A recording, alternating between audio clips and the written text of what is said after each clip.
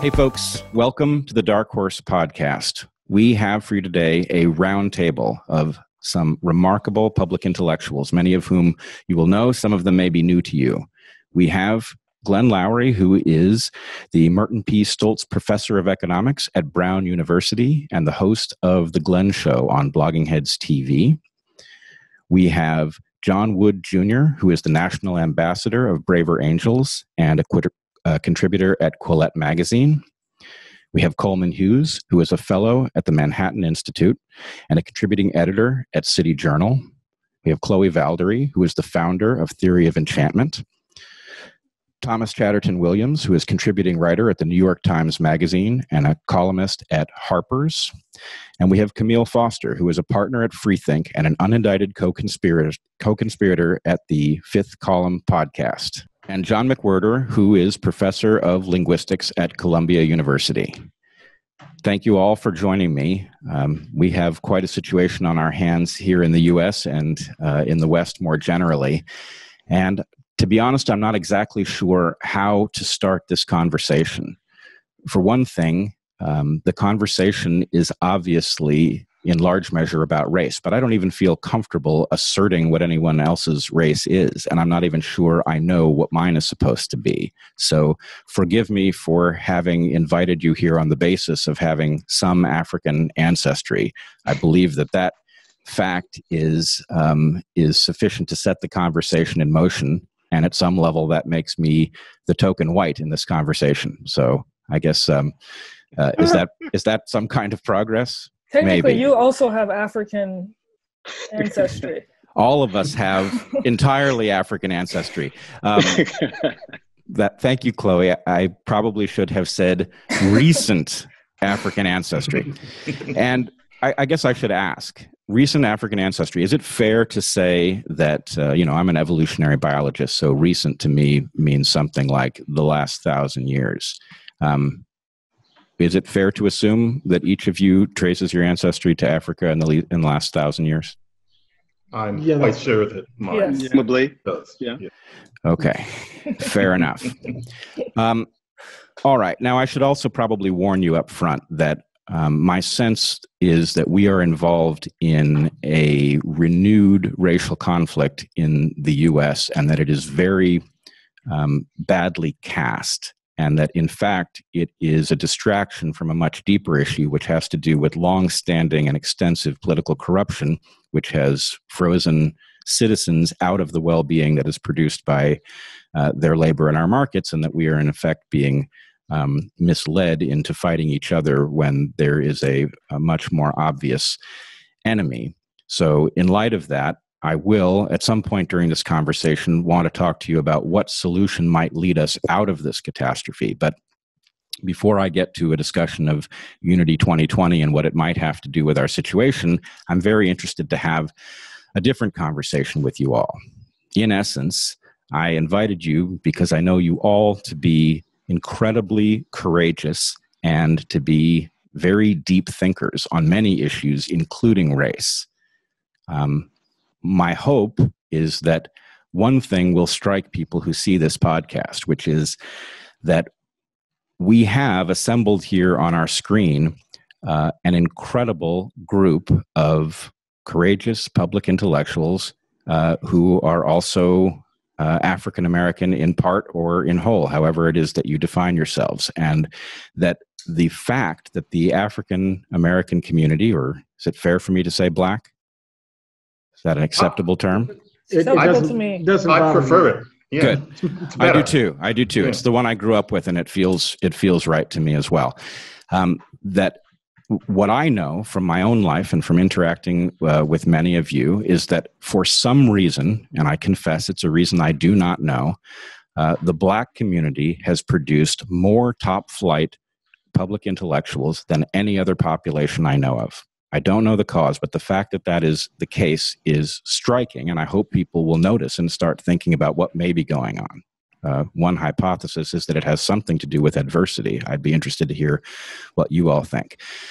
But before we get there, what I'd like is each of you to give a sense of where you think we might be, given the George Floyd protests, the Black Lives Matter movement, and the national conversation, I just want to have an idea of where you think we might be headed as a nation. So you're all in different orientations on each other's screens. Why don't we go with the orientation on my screen? Glenn, are you willing to start? Sure, I'll start. I don't want to stand in the way of the brilliant observations I'm sure will follow. We're in deep doo-doo, man. I mean, we're in the grips of something. I think I'm not sure I can give all the parameters, and I don't want to take too long, but that I think is a very serious problem for the country. I think we're out of touch with reality. I think demagoguery is afoot. I think there's a lot of sophomoric reflections about social problem and organization that has just consumed all the air in the room. And we're boxing as shadows and whatnot. And I'll just give one illustration of this and I'll stop. There's supposed to be an epidemic of racist police killings of Black people. I don't think that's true. I think that's literally false. I don't think these events that we're observing are even properly classified as racial events. I think the unreflective imputation of racial animus to people who happen to be in one group or another and who find themselves in conflict is a deep problem for our society. I think we're losing our way. But like I say, I'm just the first of many people who will make much more important observations, so I'll desist. Thanks, Glenn. John Wood?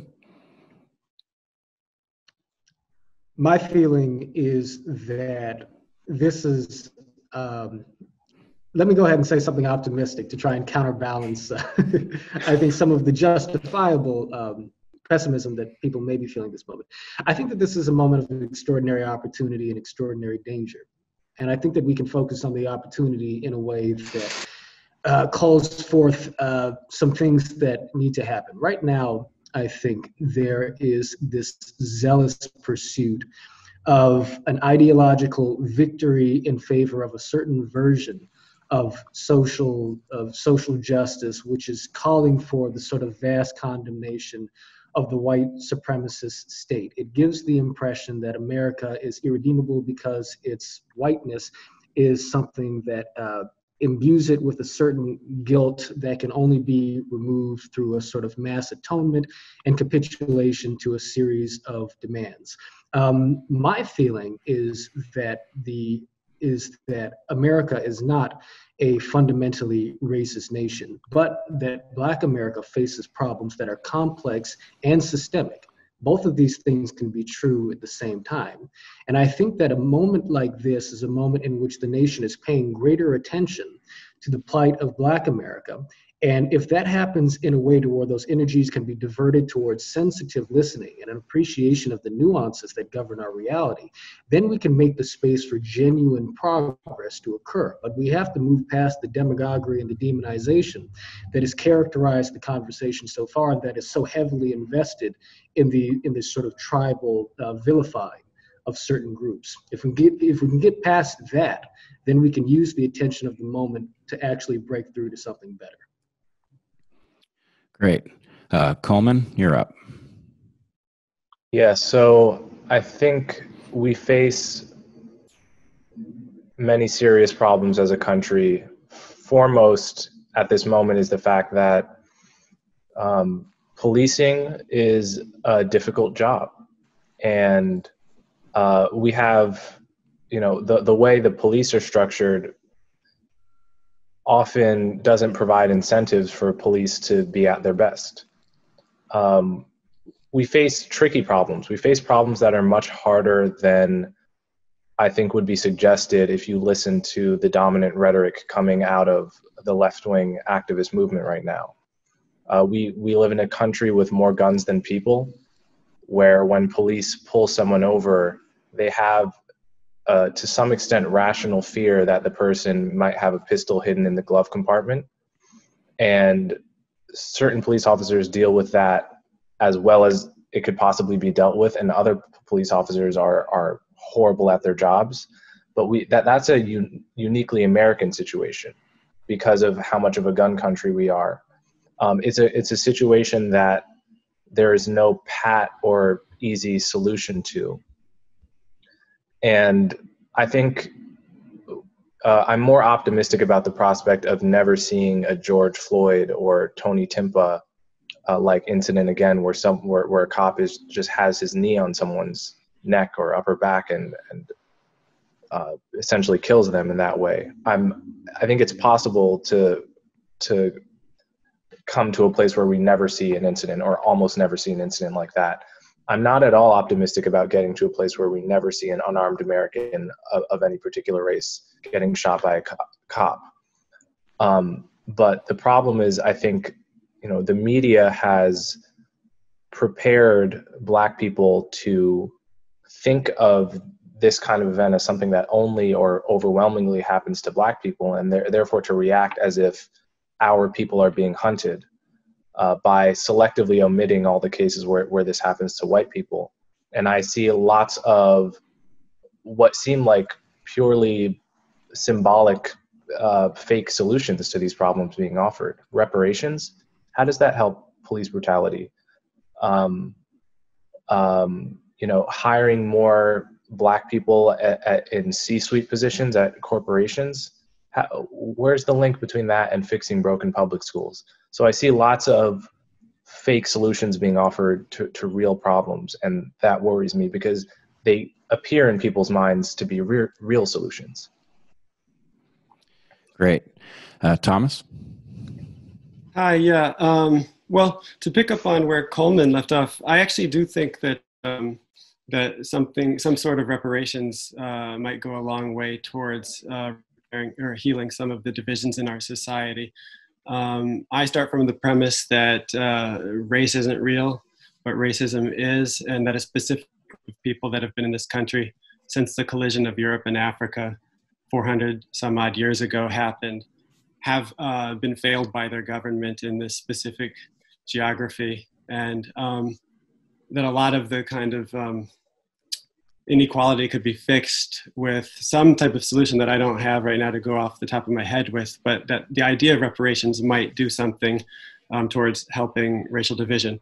I also think from where I sit in Europe, just looking back at America, it's extraordinary once you leave to realize how violent a society it is and how extraordinarily violent the police are towards all American citizens compared to other wealthy societies. So the police kill upwards of 1,000 people a year. Over 500 of those 1,000 will be white. 10 out of every million of those 1,000 will be Native American. It's the proportion is 6 out of a million for blacks, 2.2 out of a million for whites, and Asians are very rarely killed by police. So there is a problem, and whites get the bulk of the numbers, but blacks are disproportionately killed, but not in the worst situation compared to Native Americans. You can imagine a situation where a widespread call for policing reform should be something that all American citizens are invested in. And so I think that part of the rhetoric, as has already been said here, part of the rhetoric that this is a uniquely or specifically Black problem does more to hinder a lasting and important solution than trying to find common ground and common problems to deal with. Excellent. John McWhorter? I think what we're seeing right now at this moment is that a certain radical strain of anti-racism that's been present for a long time. It's been present for decades. It's intellectually mediocre, but it's extremely frightening to other people because one of its main tenets is that to not agree with it makes you a racist. So we're in a society where to be called a racist is essentially equivalent to being called a pedophile. And you have this minority of people with this frankly half-cocked notion of how we should deal with race in the society that entails burning everything down and starting again, policing language in a way that would make it impossible to say anything. The whole philosophy is based on paradoxes that don't make any sense. It's all quite a mess, but there's always been a certain kind of person, many of them white, many of them Black, who subscribe to this, where because of what happened to George Floyd and the response to it, which I think was conditioned actually somewhat fortuitously by how everybody has been feeling after quarantine. And it's been a really interesting series of happenstances. Because of that space, I think that these new anti-racists sense this as a moment when they can actually take over. They sense it as a useful time when they can make America believe what they believe. Now, I don't want to make it sound like they're evil. Most people like that are very nice people who sincerely believe that what they're thinking is correct, because frankly, a lot of them have been trained not to think very hard about race. It's all very intellectually mediocre, but they're not going to let go of it. And so the point that we're at right now is that these people are threatening to tear down any institution that matters and create this kind of Orwellian America. They don't know the evil that they're doing. They're not evil people. They don't understand that their ideas won't work. But it is the time for all good men and women and humans to face this mob down. And that hasn't been happening before. Generally, the ordinary person who knows that all of that stuff is nonsense goes along with it because they want to keep their job and they have kids to raise. They have bigger fish to fry. It's completely understandable. But that's not going to work this time. And so I'm wondering whether the ordinary person who knows that all of that stuff is a new kind of Stalinism is going to have it in them to start saying no. They might not, in which case I really do fear for what's going to happen. On the other hand, I see signs that they might. There might be a way of keeping this from going any further than it already has. I'd like to see what happens this calendar year as we go into the fall. How many people are going to be capable of standing up to this sort of thing? Because after a few people did, after a few organizations did, then there would be a copycat phenomenon. Once people start to see that the sky won't fall in, if somebody says, you're a racist, and you just stand there and say, okay, once they realize that the world will keep spinning, that'll start happening more. I hope it does. All right. Chloe? So I would say, to piggyback on what has already been said, that for me, this looks like a crisis of meaning in the country.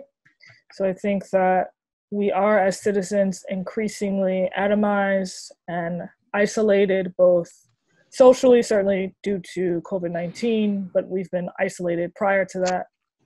And I also think that there's a spiritual malnourishment in the country that manifests itself in certain ways, one of which is racially. I think that the way in which this idea of anti-racism has been proliferating over the past few months is a direct product of that spiritual malnourishment.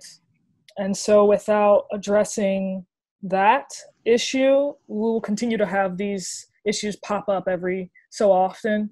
And I agree that this will be able to be sort of kept at bay if the average person is able to stand up for themselves and say no.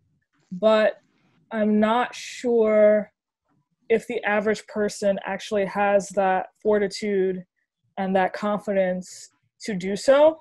I will say that I have been approached specifically because of Theory of Enchantment and the way it actually teaches texts by a lot of the traditional African-American scholars of, the Harlem Renaissance movement and such. I have been approached by people looking for alternatives to some of the anti-racist programming that's been promoted by Ibram Kendi in the workplace and in corporations and in schools. I have been approached by people, so in the name of diversity and inclusion, asking me for an alternative through the Theory of Enchantment lens. So that is very, I think, hopeful, just to see that people are actually looking for alternatives. And it's possible that the rise of folks like Ibram Kendi and Robin DiAngelo is actually going to be short-lived. I don't know, we shall see. But I also think, on a more hopeful sort of point, that the people writ large, the American people, in the same way that we are susceptible to being sort of whipped into a frenzy by the media and susceptible to being polarized and sort of turning against each other, again, because of that spiritual malnourishment, because we gravitate toward politics as a form of religion now, I think we are also I've seen encouraging signs that we're also tired of a lot of this being whipped into a frenzy and tired of, tearing each other apart at the seams and are really hungry for something that would actually be unifying and bring us together. So I think that is cause for great hope. Great. Camille? I do like batting cleanup in a situation like this because so many great things have already been said. While there is some disagreement in a couple of specific places, I think I am in broad agreement with the general theme. I will say that I think it's important to pay some attention to the context we find ourselves in. I mean, the country is in a very vulnerable position. We've just had, actually are still in the throes of a global pandemic. We're at the very beginning, I think, of a pretty profound economic crisis that might play out over the course of the next decade.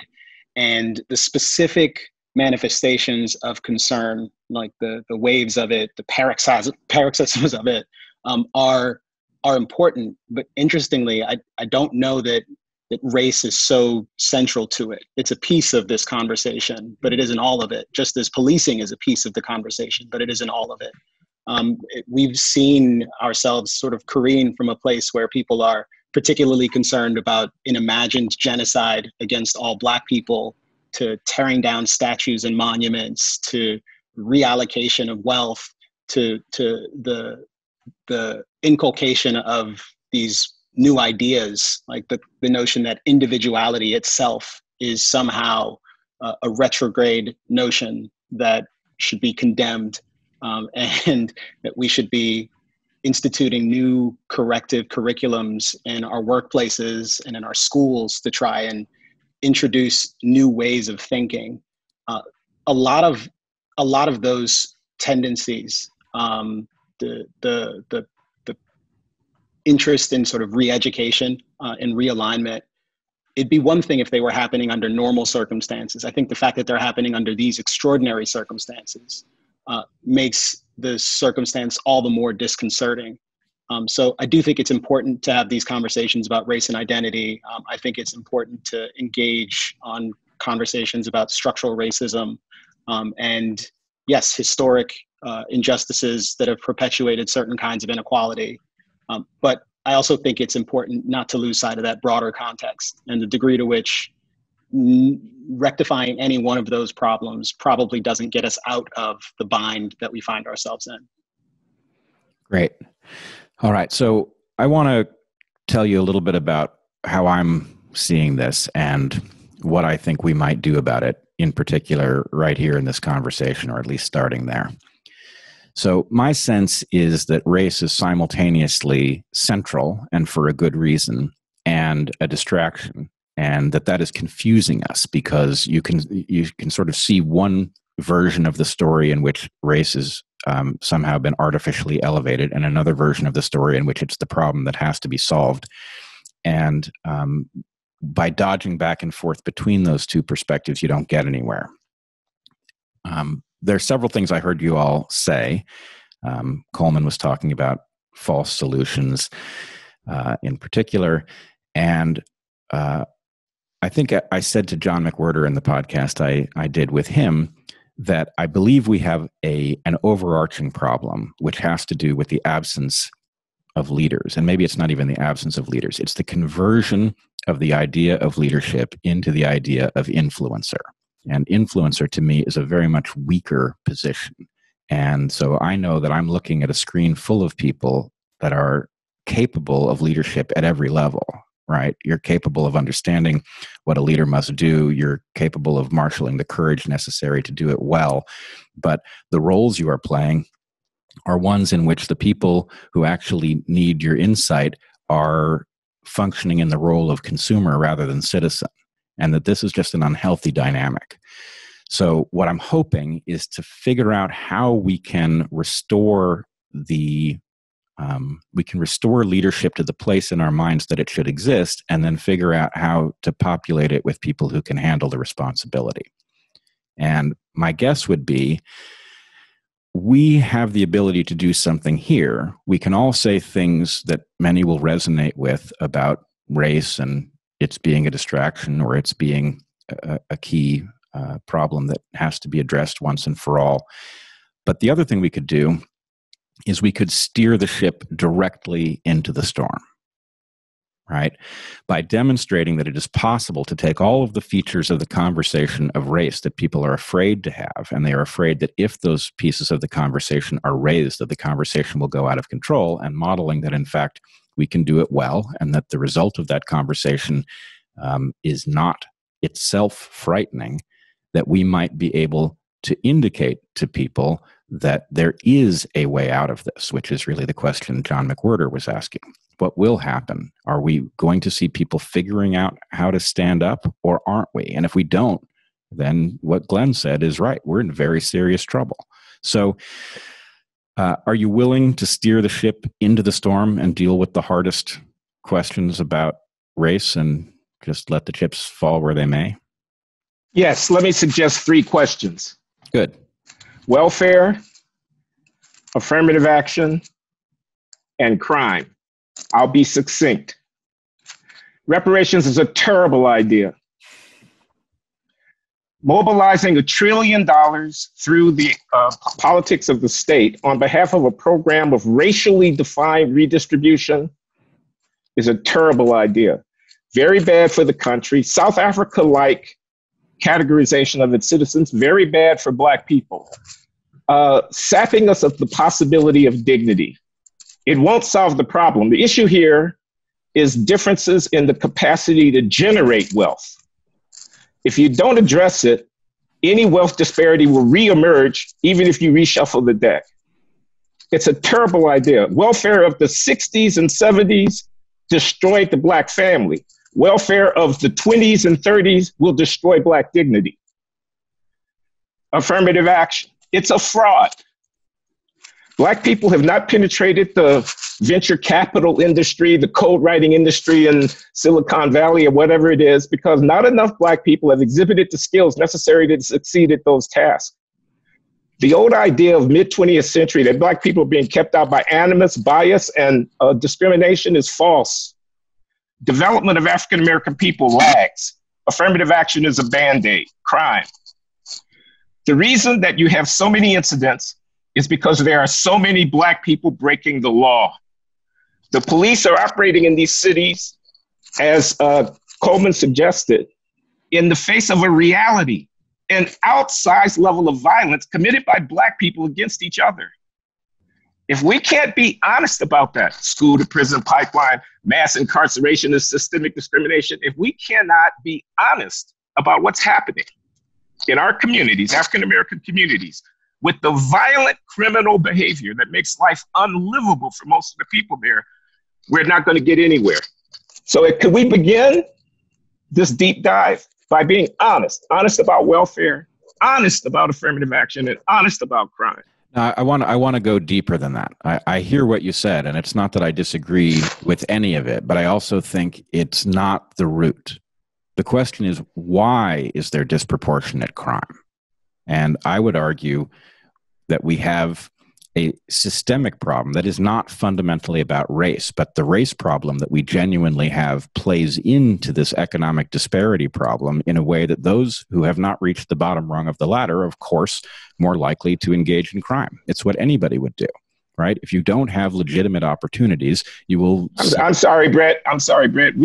Excuse me, I don't want to monopolize. No, go ahead. Is it really not patronizing a community to say of their criminals, it's what anybody would do, when you just got through saying, or someone did, that there are almost no Asians being killed by the police? Good. All right. So let's take this apart and figure out what we actually are saying and what we actually believe. And I, of course, am open to be convinced that I have it wrong. But my point would be, you have a very different history for people of African descent who arrive in the New World, and you have a different history for Native Americans in the New World. And then those two populations have had unique dysfunction as a result of the fact that their origin stories are different than the other populations that are here. And so the only point that I'm really making, it's not that anybody would do any of these crimes. It's that when you don't have legitimate opportunities, you seek opportunities that are higher risk. Nobody wants to go to prison, and you don't choose to engage in things that will tend to get you sent there if you have good opportunities. But if you don't, you may engage in behaviors that are likely to run you afoul of the police. And so all I'm asking is, I think one of two things would have to be true.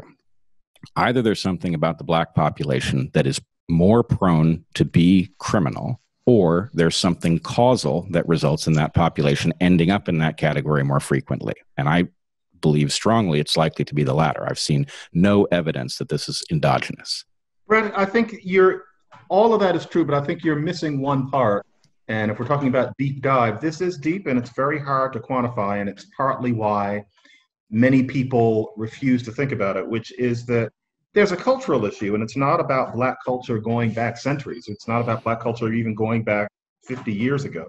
But there was a turn in the mood in the 1960s where, in ways that fascinate me, how this percolated from a small radical group into a general mood in a whole community really fascinates me. But something happened between 1960 and 1980 that taught an awful lot of especially young Black men that Black authenticity involves checking out, that Black authenticity means that you get a pass because the man doesn't like you.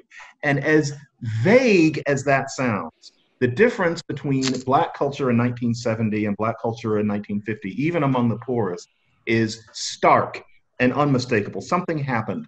And we still have the legacy of that. And so to the extent that, living in New York City, this is something that nobody ever wants to say out loud. You'll read in the Times or you'll hear on NPR, 7 youths killed last night at a barbecue. And you don't even need to wonder. It's always Black people in certain neighborhoods. Now, that doesn't mean there's something wrong with the people. But the question is, why aren't any poor white people doing that? Why isn't that happening in poor Chinatowns? Why isn't that happening in many towns in India?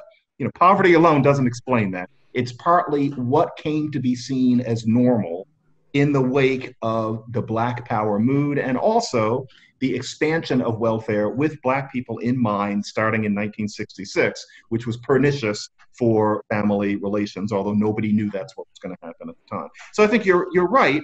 Poverty is one thing, but to the extent that anybody here is bristling a little bit, it's because there's more. There's a Black thing, and it's a very hard thing to talk about, but it's there. I don't know if all of you agree with me on this. That's my take on it.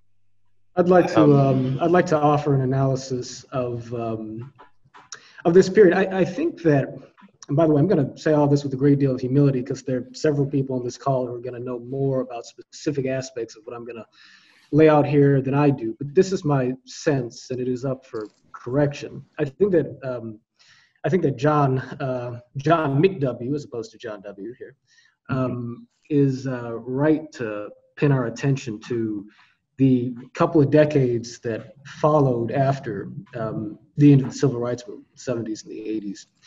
My sense is that for most Americans on either side of this, well, for many Americans, there is a sense that, or at least there was a sense that the Black experience in America was something wrought with state-sponsored oppression and institutional racism right up until the moment in which Dr. King was killed and after the passage of the Voting Rights Act, so on and so forth. And that after that, however, after the success of the nonviolent movement, the major sort of barriers to meaningful equality in American life and Black opportunity had been eliminated. And at that point, it simply became a question of our own cultural commitments and personal responsibilities in terms of our ability to, live up to the opportunities before us, and that sadly the Black community has failed to do that since then.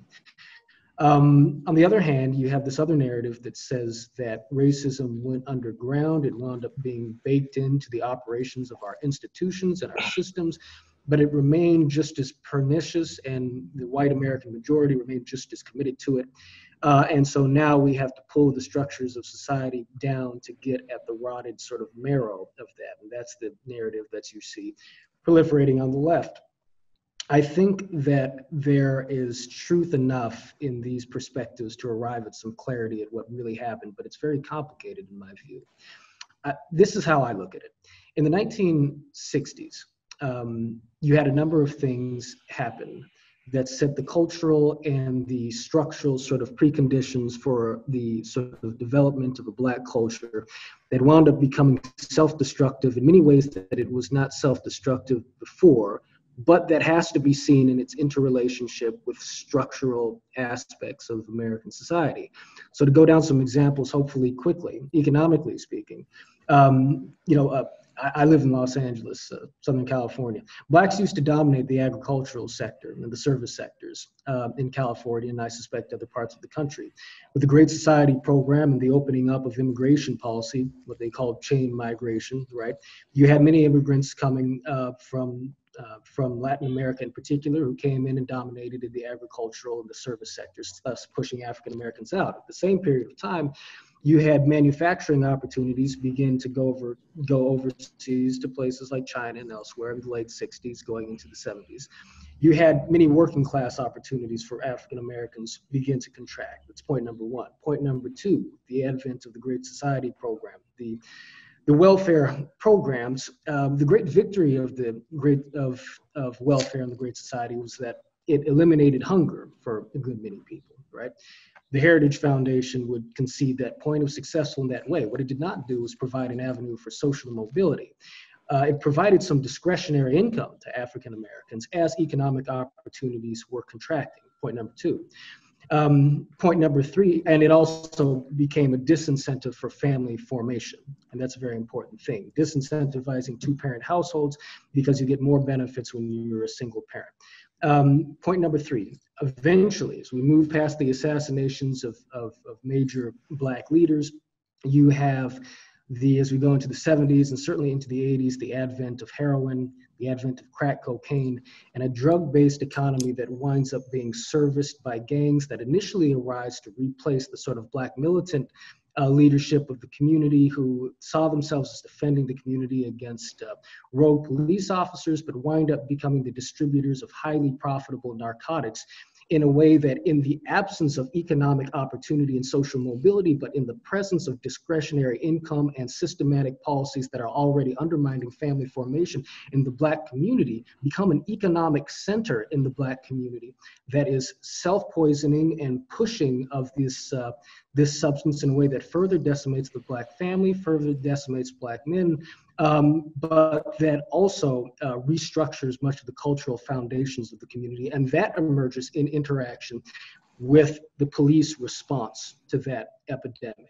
And so you have the expansion of the police state, you have the beginnings of mass incarceration that accelerate in the 70s and the 80s. You have a failing educational system in that moment. You have the flight of Black middle class and Black professionals into integrated communities, but leaving many folks in the inner city.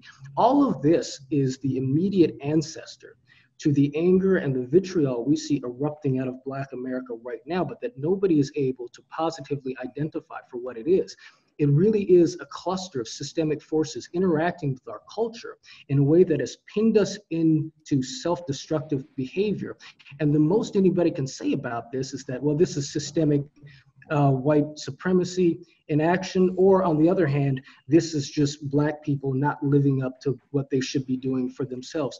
There's some grain of truth in each of those things, but they are both wildly simplistic to getting at the truth of what actually happened to us in the late 60s, in the 1970s, and the 1980s. And even though most of those problems have improved since then, as a matter of policy, within the Black community, the memory of these things, our people my age's parents and so forth, our aunts, uncles, the memory of all of that has been passed down in a way that makes it seem, particularly for people still living in Watts and Detroit and Harlem, et cetera, that these problems have never improved because for many of us, we are living with the inherited legacy of the interaction of these forces. So if we could analyze this in a way that can allow for a conversation of clarity to take place around these issues and disenthrall ourselves from simplistic cultural explanations on the one hand, or wildly alarmist and radical imputations of racism to just the nation broadly speaking on the other, I think we could actually get somewhere.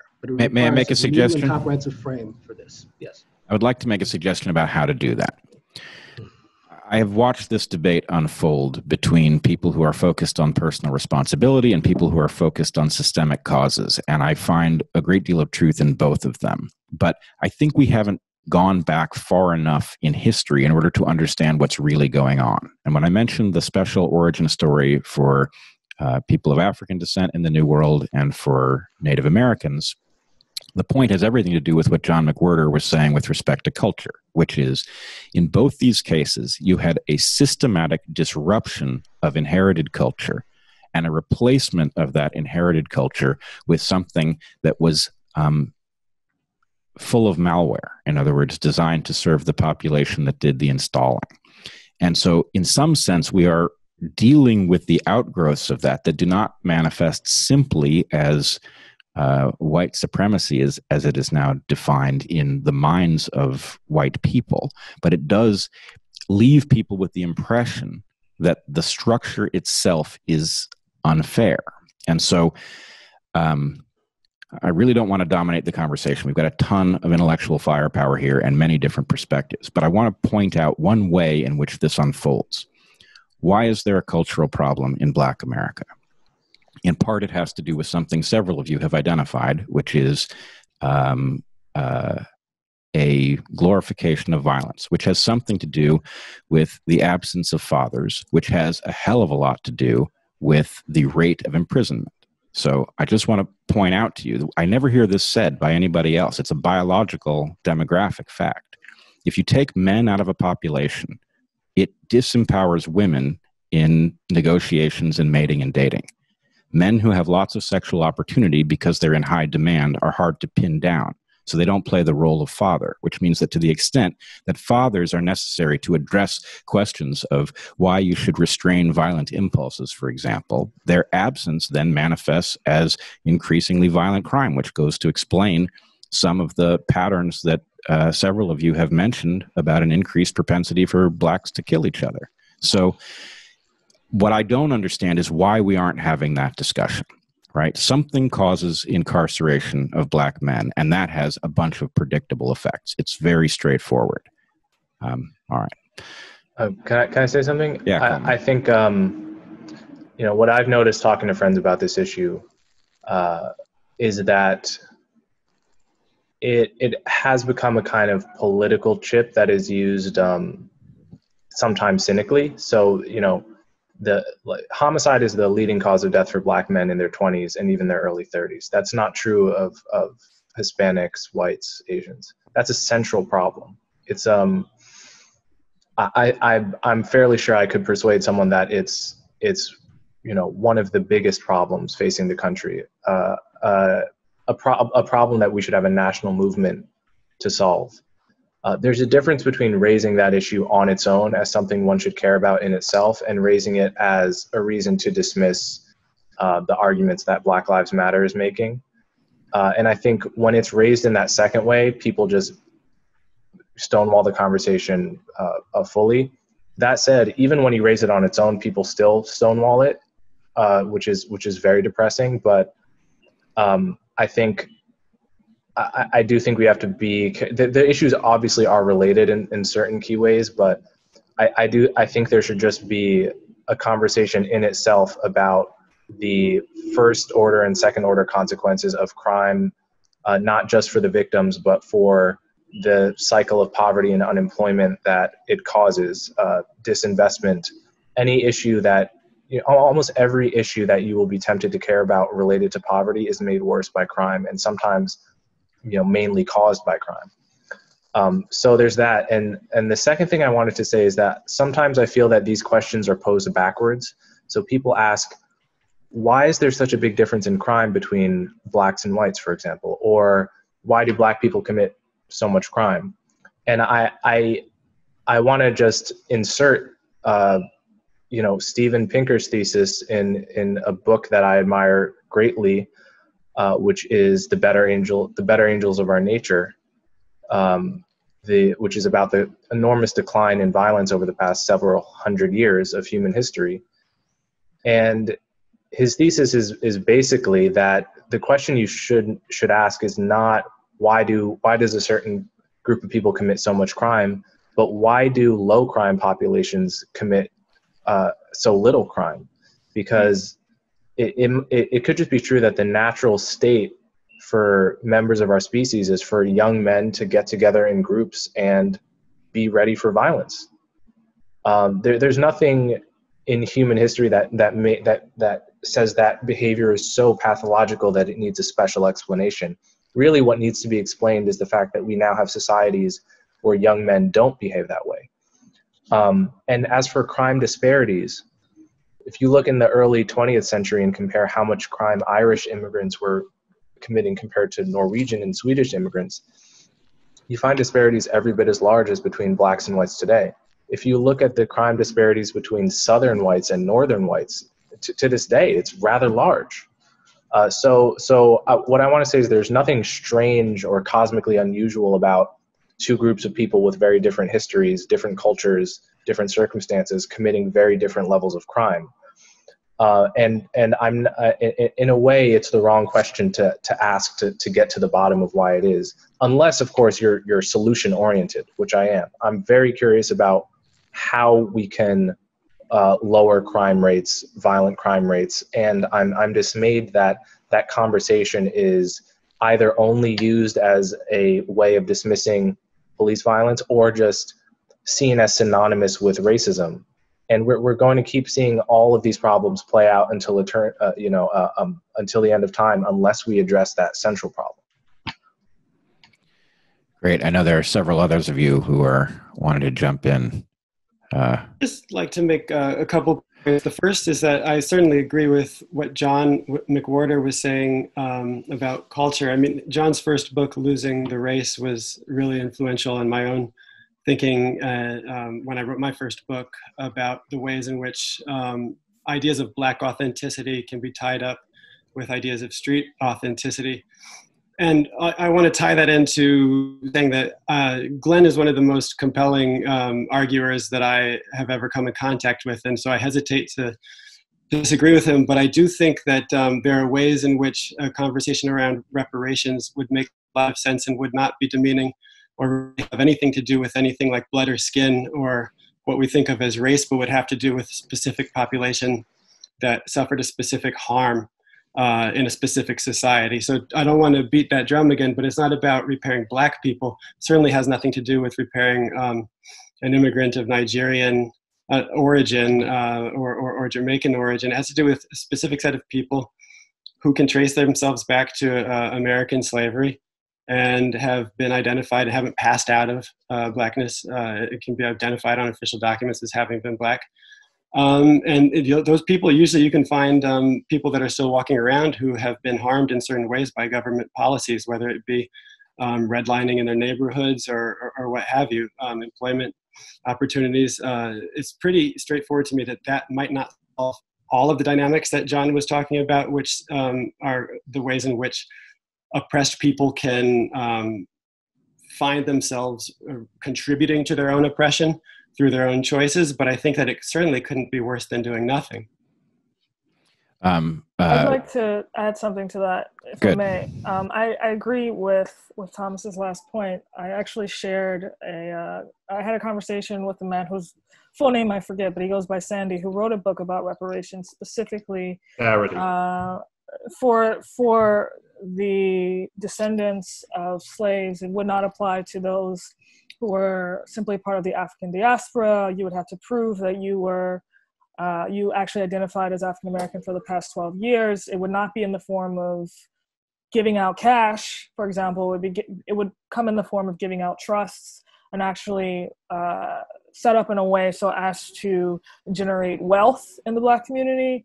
It would also come with programs to promote financial literacy. I see no problem with this. I don't think that the argument that it would be somehow condescending to Black Americans to do this really holds water, especially when you consider that this country has given reparations, for example, to Japanese Americans, and I don't think it was condescending to Japanese Americans to do so. That aside, I'd like to comment a little bit on this issue of mass incarceration. I volunteer for an organization here in Bed-Stuy called Children of Promise, which mentors kids whose parents are incarcerated. And I can tell you that there's a huge dichotomy between the rhetoric coming out of the quote unquote anti-racist movement and the way in which you are forced to mentor kids whose parents are no longer in the home. And I think it's just worth mentioning that if you were to take some of that rhetoric is being promoted in so-called anti-racist spaces and put it in a place like Children of Promise, you would cripple those children, and you would continue to perpetuate mass incarceration and violence and not end it. So I think just to add that we need to think about like the psychological effects of fatherlessness in Black America, not only on a mass level, but also just in terms of, how do you actually ensure that a child or mass amounts of children are instilled with a confidence enough and a sense of self-worth to actually overcome these cycles of poverty and the cycle of violence that we're talking about, especially if they're looking up to their parents on the one hand because they're their parents, but on the other hand, they're also like, and I've heard this being said by these children, why did this person leave me? Why did this person neglect me? Was it something I did? Is it my fault? So we have to really think about, in terms of, again, breaking out of the cycle and overcoming some of these cultural trends, how to create that kind of psychological healing within our own community, but also as Americans writ large. Can I just piggyback one point very quickly? White people are in terrible shape in America by many measures as well right now. And, Charles Murray's book, Coming Apart, has tons of statistics about this. All of the things that people used to say specifically affected Black people and were so bad about the out-of-wedlock birth rate in the Moynihan Report, white society has come to do the same thing by those numbers. And we don't have a conversation about how bad, or we're not having enough of a conversation about how bad Americans in general are doing when it comes to out-of-wedlock births. The lower classes across the board struggle with this. Marriage is something that's increasingly an upper middle class prerogative for the educated, well-employed.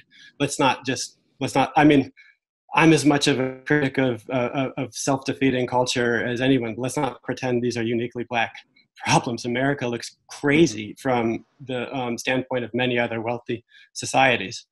Let me piggyback on that. Wait, I'm back to my reparations point, you guys. Here's what I'm saying about the dignity point. Exactly. There are a lot of poor white people. There are a lot of white drug addicts. There are a lot of white people struggling. There are a lot of broken white families. There are a lot of white kids who have lost their way. Why can't we Black people lend our weight to the real justice problem, which is constructing a decent society? Why do we have to carve out a separate settlement? Why are we carving out a separate settlement? Point one. Point two, once the settlement has been reached, don't come back here talking to me about America's racial legacy, because you Negroes will have already been paid.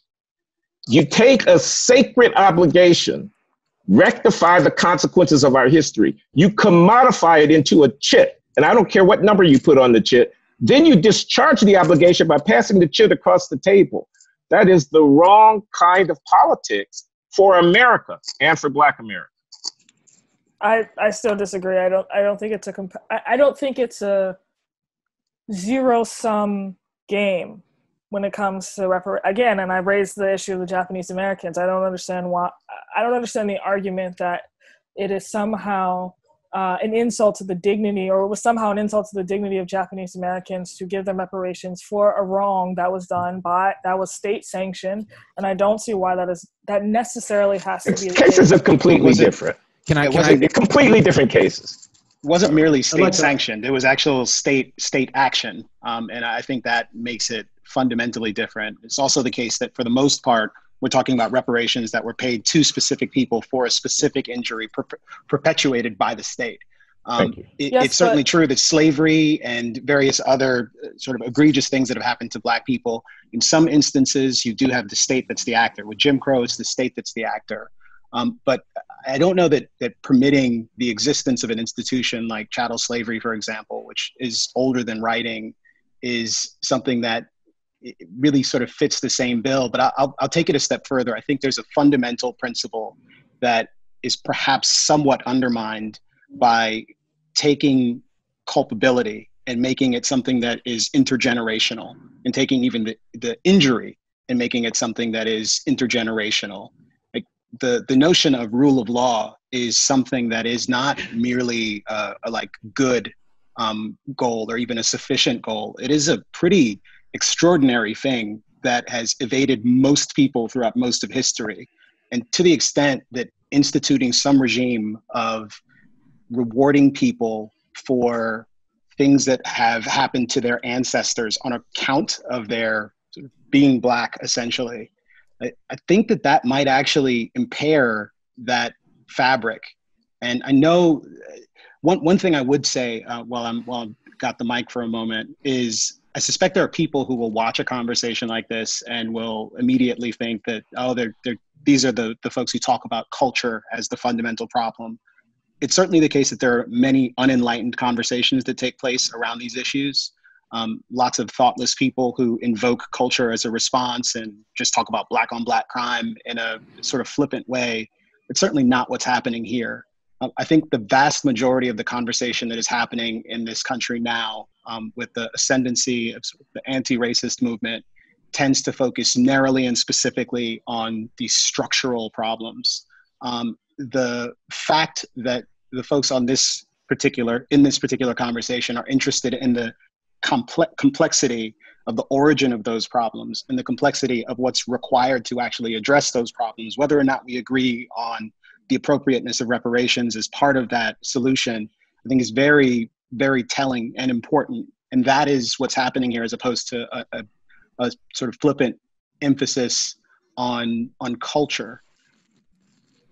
Yeah, I'd like to pick up on that, Camille, and I really appreciate you sort of distilling that at the end there, because I think that, and while I appreciate the perspectives that everybody's offering on reparations, and I have sympathy with so much of it, I don't think the question of reparations is the fundamental one here, because whether we do or don't initiate anything like reparations eventually, anything we do or don't do there is going to succeed or fail on the basis of whether or not we have a larger framework for the conversation over race and Black America specifically, its relationship to the structures of our larger society, that is actually able to salvage what is true, or what is, what has a root of truth in the different perspectives that are on offer in these sort of simplified narratives.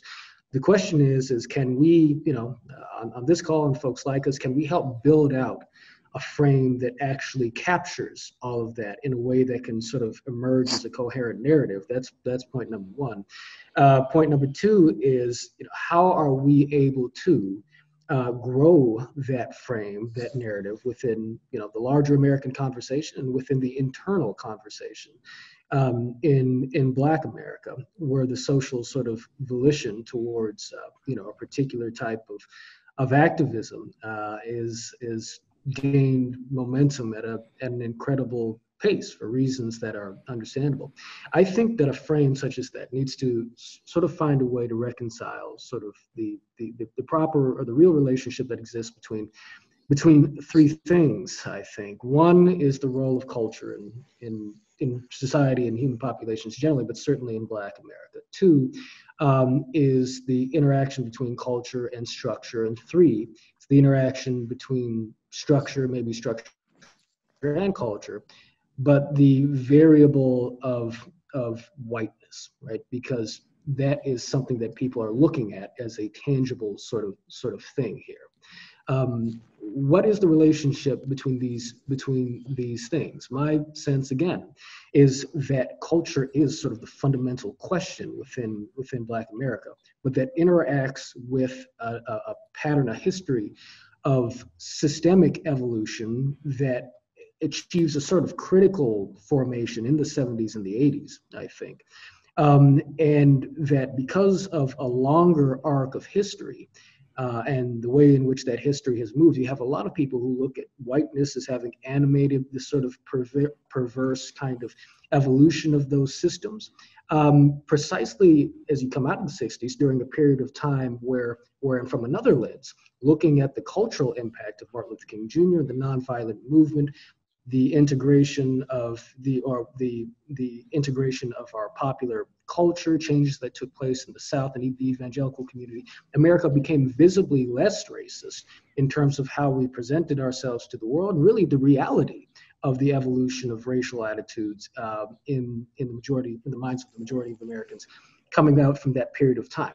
how did racial attitudes really shift in white America? They shifted, I think, in a positive direction. But when we account for whiteness as animating this systemic oppression, then you get a very different frame for understanding that. So if we can lend clarity to those three variables, I think, what is it people mean by whiteness? How did white attitudes change or not change? What is the relationship between systems and culture? And what is the cultural relationship between culture and success in Black America? Then we can begin to build out something that is actually coherent, that can bring in a coalition behind it. So I would that's an I was just interesting. gonna say, yeah, go ahead. No. I think that's an interesting proposal, but in my mind, it actually underscores the degree to which race actually pollutes so many things, and the degree to which the aspiration to make progress on all of these really, really important, incredibly complicated problems is compounded by the flattening that the indication of race requires. The thinking about groups, the thinking about culpability as something that can be ascribed to one group or another, the thinking about dysfunction as something that can be ascribed to an entire group. The reality is that there are particular behaviors, perhaps even particular pathologies that we want to address. And those pathologies and behaviors exist in all manner of groups. And I think that we perhaps almost concede too much when we only have the conversations in terms of these disparities, the fact that Blacks are overrepresented in certain categories, and not have specific conversations about particular concerns that we have, about particular kinds of dysfunctions in our society that need to be addressed. That because the solutions, the remedies, again, setting aside reparations for the moment, are generally things that are going to be race agnostic. If children ought to be reading more, if schools aren't functioning properly, if literacy rates are too low, if hunger is a fundamental issue, then the actual consideration of race in most of those contexts may not be all that illuminating. It may only offer friction. And that is, I think, a really important point for us to at least consider. So I want to, can I just jump in quickly here? I don't think the problem is complex. I think it seems complex because we stand in the wrong place. And until you stand in the right place, you don't see that it's actually more straightforward than you would imagine. And the reparations question is a perfect one in order to reveal this. So I would argue we should separate it into two different questions. Is a remedy justified? And is reparations the correct, that is to say, most likely to succeed remedy available to us? In my case, I would say I absolutely believe there is a justification. I believe very much what Glenn said, that what you will get if you use monetary reparations is you will get white Americans discharging a real debt without having solved a problem. And then what, right? That is going to be a disaster. So the real problem, the place that I think we should stand, is that race becomes an issue when the structures that are supposed to cause us to cohere as a multiracial society break down as a result of artificial scarcity. When you have scarcity because something is hoarding opportunity and well-being, we turn on each other. That's natural, biological, predictable. And so what we are seeing is a symptom of that hoarding, right? And we can talk about the details of how that functions within each of these populations, but the real question is, why is opportunity being hoarded? How are we allowing that to happen? And what do we suspect about each other as our reason to cohere breaks down? So, Chloe, I interrupted you. Do you want to jump in? Well, I was only going to say that to this day, I have no idea what whiteness is. And I have no idea what that means. I agree with you that we should be looking at it sort of as like a scarcity / abundance model and ask the questions, why does scarcity exist? And what are the policies, both legislative and cultural, that we can enact to rectify this issue of scarcity? I don't think that, to Glenn's point, I don't think that any reparations bill should be, if it were to pass, should be in isolation or set apart from the cultural question or other conversations that had nothing to do with a legislative imposition. But I do in general agree, Bret, with your point that the question has to be asked: why is American structure so inadequate that we are tearing each other apart? What are the areas of scarcity that we can actually rectify legislatively or otherwise to help heal that? And I do agree that this exists across the board, and this is not merely a matter of a racial category. If I can just add one bit of nuance. Mm-hmm. What I'm arguing for is that we have an artificially high level of bad luck, that the good luck has been hoarded. The bad luck is more widespread than it should be, and it disproportionately falls on some communities more than others. So it's non-randomly distributed, which causes the impression that we have a race problem. And we do, but the race problem isn't driving this. What's driving it is the fact that there's something that doesn't want to share. And, we can talk about redistributing wealth, but that's not what I'm talking about. I'm talking about opportunity. And any decent patriotic American ought to be interested in opportunity being as widespread as possible. I've literally never heard an argument that opportunity should not be widely distributed. You can make arguments about wealth, but not opportunity. And so that's the problem, is if you're going to hoard opportunity, and the lack of opportunity is going to fall very heavily on some communities that have a cultural problem that has a long, that is to say, multi-century history, and a history that is largely understandable, then that's where we have to go in order to address this, so that we don't continue to have this boil over every 50 or 100 years. But there's Can I ask you a question, Bret? Excuse me. Sure. The question is, okay, there's inequality of resources, and there's inequality of opportunity, and it's partly plays out across racial or ethnic lines. Here's the question. Are the groups that are on top culpable? If the groups that are on the bottom are themselves, in some sense or another, being victimized by society, are the groups that are on the top vulnerable? If we fixate on groups in terms of the inequality of opportunity or access to luck, don't we have to somehow implicitly indict the successful, even as we offer up our support for and our concern about those who haven't done so well? Aren't there too many Jews? Aren't there too many Asians? Aren't there too many, et cetera? Do you see where I'm going with this? Oh, yeah. I would say the answer to the question is, this is the thing that is special about America, is that it aspires to allow us not to do that. And we must not do that, because this is a very beautiful structure, potentially, and a very fragile one if we start seeing each other through that lens. And so what I'm arguing is, the villains are not a group of people. It's not Jews. It's not Asians. It's not whites. It's rent seekers. Right? And some of the rent seekers don't even know that they're doing it. Some people get to the category of rent seekers through the production of something that spreads like wildfire and makes them rich. And then being rich allows you to get richer, and you start hoarding opportunity because it is natural to want opportunity. But I guess my point is the villains are self-defined by virtue of the fact that they are interested in shielding their own children, for example, from competition from other people's children. Right? It's an un-American thing to do. And I don't know how successfully I've answered your question, but the thing we must not do is try to figure out which population is guilty. It's A, a bad question, and B, it is the route to rapid disaster. Bret,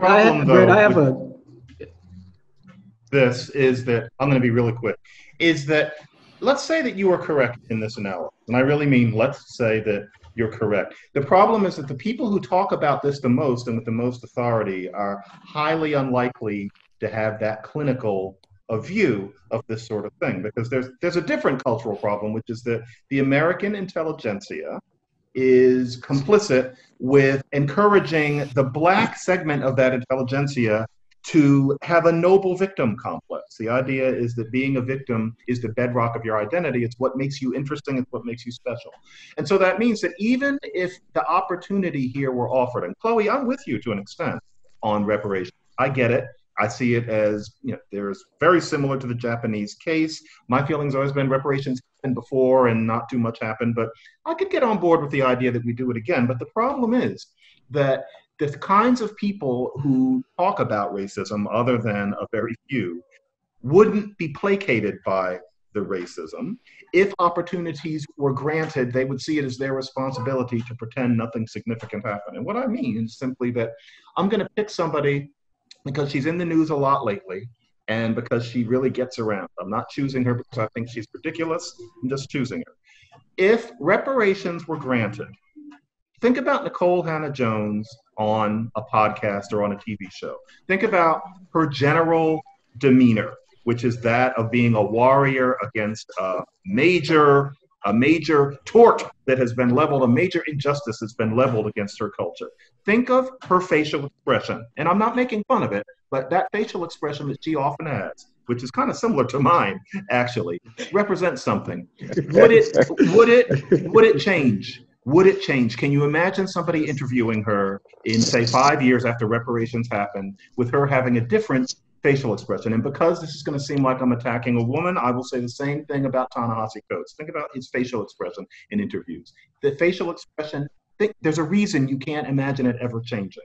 There would always be that sense that the battle is still on. And unfortunately, that kind of person has such an influence that I think we need to look at more than just these cold figures that you, Bret, the biologist, understandably are trying to see these things in. Because the people who talk about this with influence will never be placated, including if reparations were granted. Yeah, so, but I just want to. I think that actually Coates. Yeah, I was going to mention. Sorry, Thomas. Coates has changed since he got really paid, and he's an optimist now. Yeah, I was going to say Coates is actually interesting because he, when Obama was in office, he had this very long interview with him in the Atlantic magazine about reparations, where Obama was specifically saying he actually wasn't for reparations. And just the fact that he was able to have that conversation with him without necessarily, it was in print, but without that sort of very rigid, facial expression, I think is maybe telling. But I think the larger question would be, so how do we disincentivize that kind of a response culturally? And I do think it's possible, because I do think we have you might not like the term influencers, but I do think we actually have a lot of influencers culturally in the Black community that are willing and able to have a much more nuanced conversation about this. I brought this up at a talk that Glenn, you were at the Manhattan Institute 2 years ago, when I spoke about the Breakfast Club for all of its problems, and it has many That problems. was you? Yes. Yes.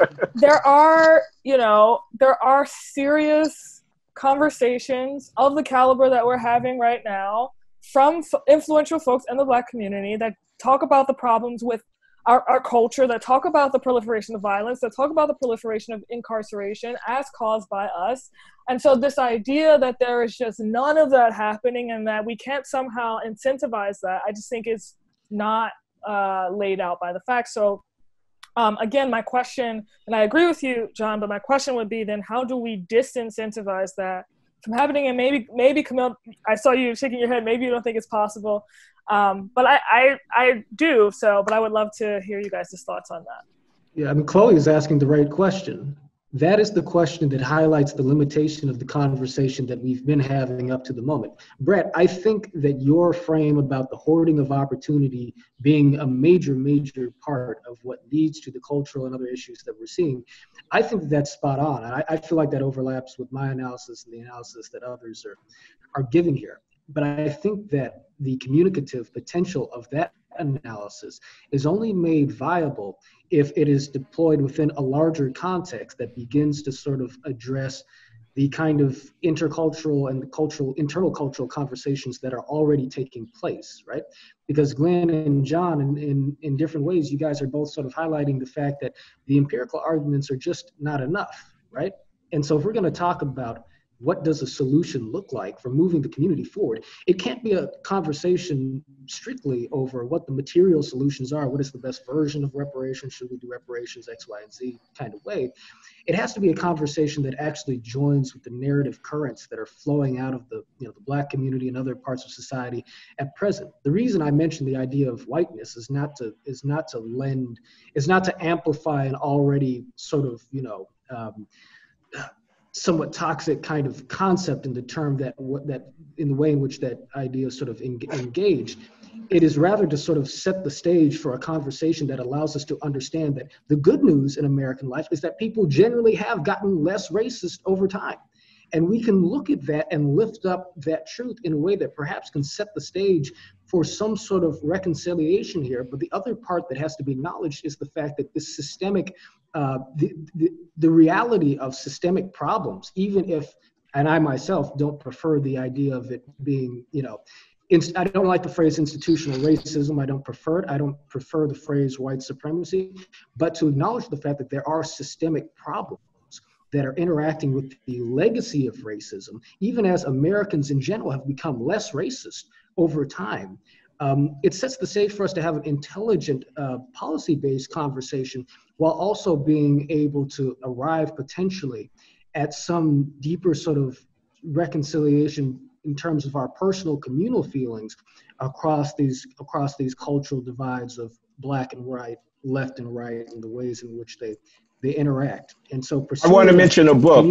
Pursuing John, the cultural conversation that way is the way to go. Yes, go for it. John, you're getting a lot of airtime, bro. Yes, sir. Go for it.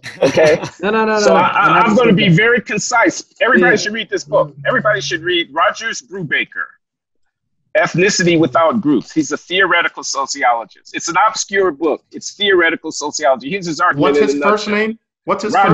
Rogers with an S. Rogers Brubaker. He says ethnic groups don't just exist. They have to be called into existence through the actions of strategic actors in the press, in the academy, in the organizing community, in the economy. And we need to think about how it is that we frame issues and how it is that that's what I'm taking from this conversation for the last 15 minutes. Critical institutions matter. The universities are absolutely fundamental here. What's taught in our universities to young people who are going to end up being strategic professional actors in all of the key venues. They're going to end up manning and womaning the newsrooms. They're going to be the young professionals. What's taught in our universities is absolutely critical. The press is absolutely critical. I'm appalled sometimes when I pick up the newspaper and I look at the tendentious way within which events that are very complicated are framed in simplistic black and white racial kind of framing. So anyway, I just wanted to make my point. Take it as a footnote, John Wood, to your long disquisition. You can read some academic sociology and advance the conversation. Before you jump in, Coleman, it can be hard to land the plane sometimes. It's fair enough. Go ahead, Brett. Well, I just want to say before you jump in, very frequently we've got a problem where we've got two things that have been fused together in our minds and they have to be pulled apart.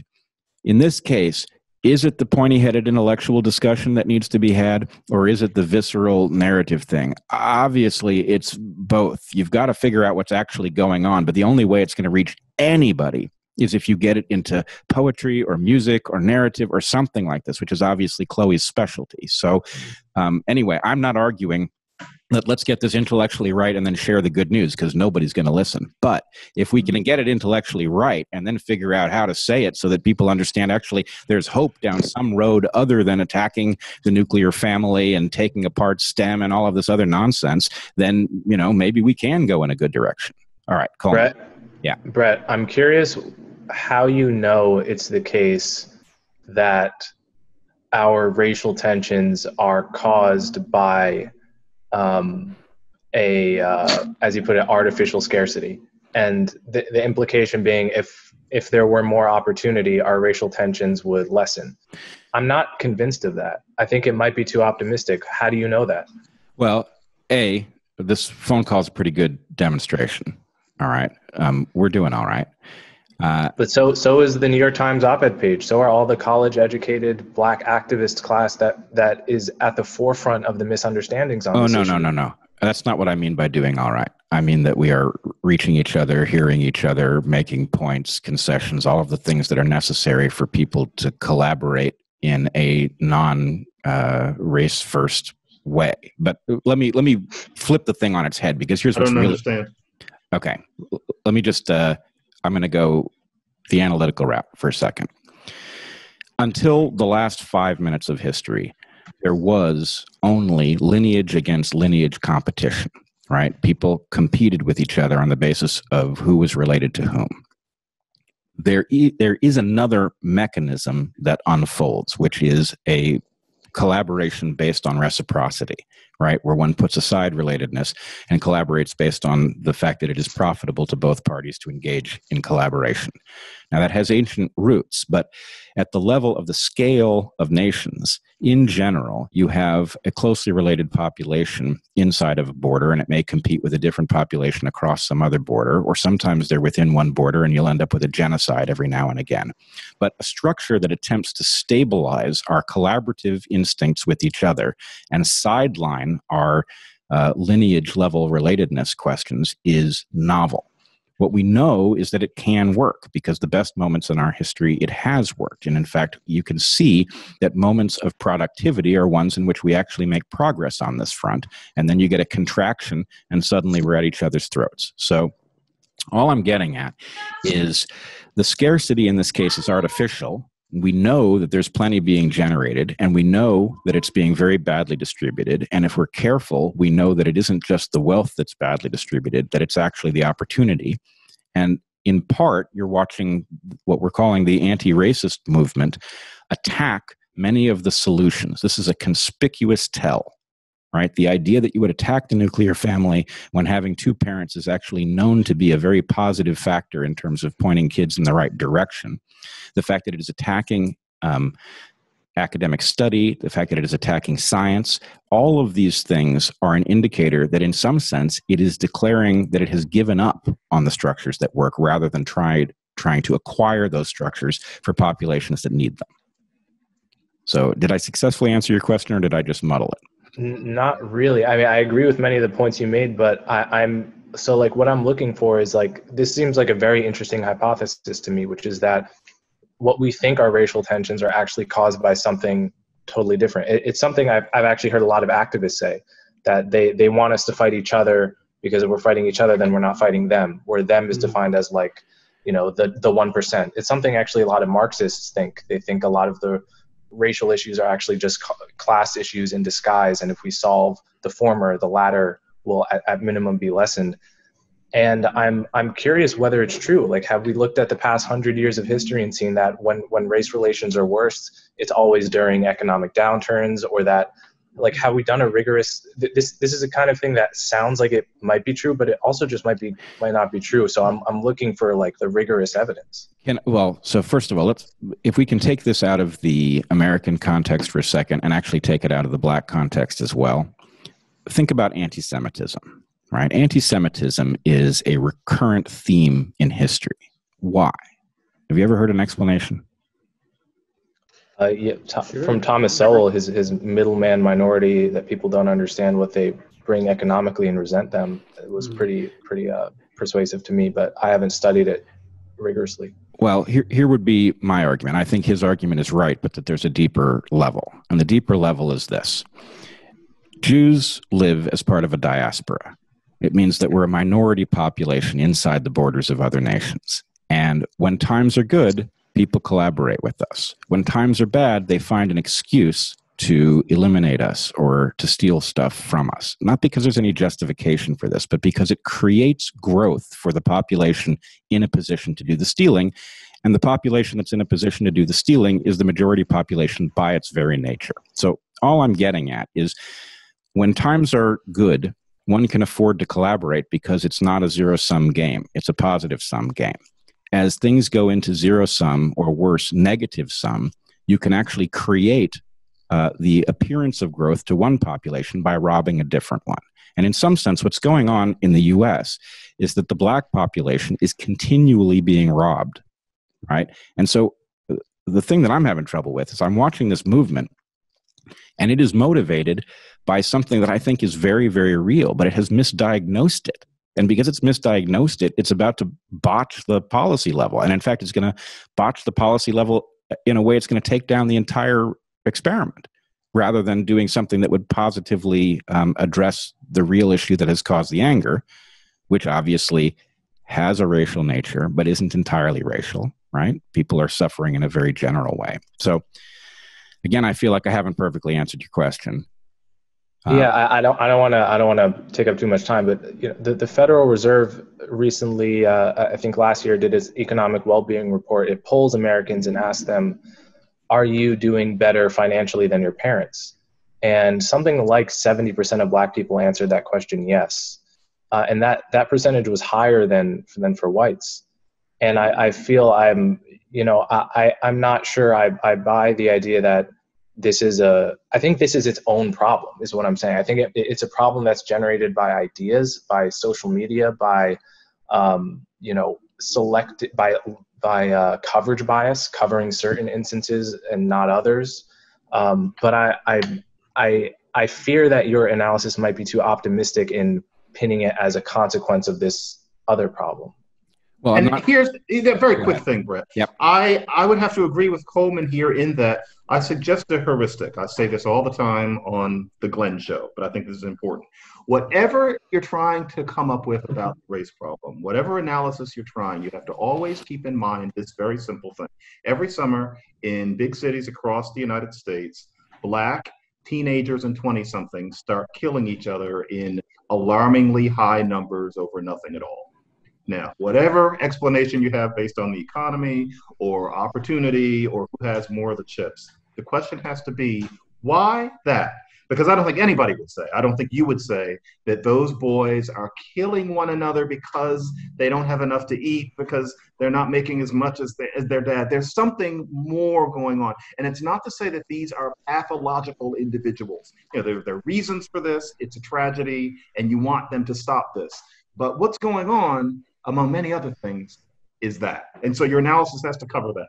Well, of course it does. And I mean, look, there's a really bitter pill that comes with the analysis that I'm trying to foster. For one thing, I don't think very much depends on the precision of it, right? Which I think is what we're arguing about. The question is it in the ballpark? Is it accurate?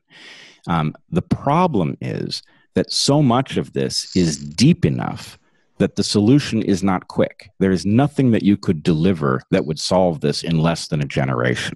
You could start to make it better very quickly, but you can't solve this because the problem does involve a failure of the culture of fatherhood, for example. You have to resurrect the nuclear family, not attack it, right? You have to resurrect a respect for meritocracy, for achievement, and achievement, in order to resurrect a respect for it, it has to be possible. So the question is, if people don't see that there is a way for them to get ahead by being personally responsible, they don't engage in it.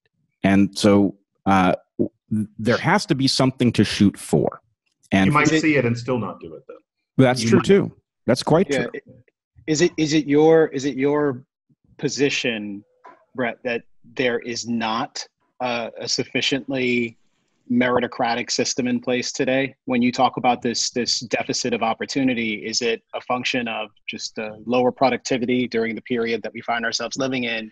Or do you think that there is something that is broken? Because certainly when I look under the hood of what we call Black America, and we look at the various cohorts that exist there, the different immigrant communities, there are lots of successful people there. And I think that's also true across the United States. When you tick off certain boxes and when you have certain characteristics, you actually tend to do pretty well in this country, and you can have attained some of that upward mobility. I think there are things, certainly prior to the pandemic, that were working.